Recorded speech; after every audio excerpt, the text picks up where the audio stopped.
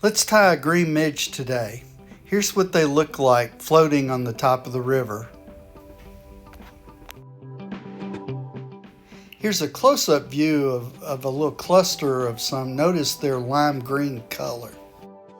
And here's what it's going to look like when we're done.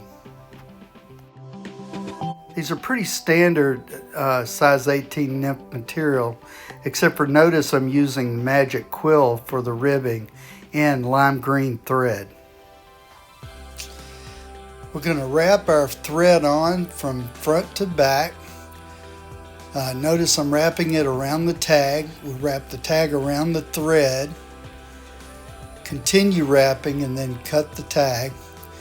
Now we'll continue wrapping evenly from front to back, and notice we have the little fibers there.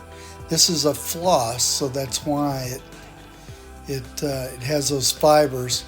Plus the floss lays flat and has a nice smooth exterior when we're done. Next, we're tying on the magic quill tape. We just put a few loops on there with the I put the tape on the sticky part on top.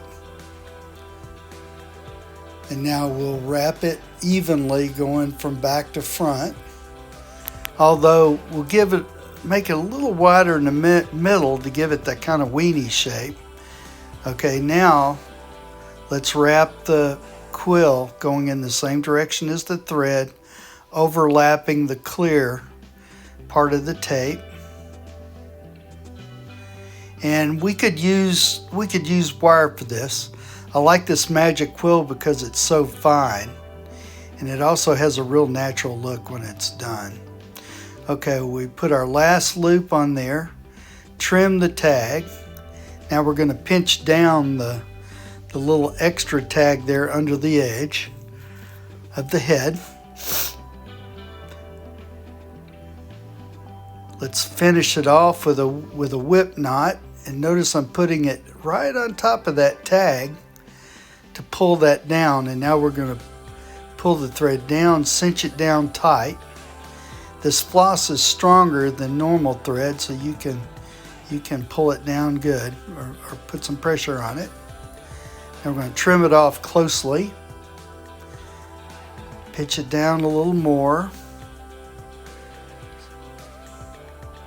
and finally we're going to put our UV flow finish on. We're going to run it from back to front with just a slow drop. And now, since it's real thin, it'll wrap around the fly.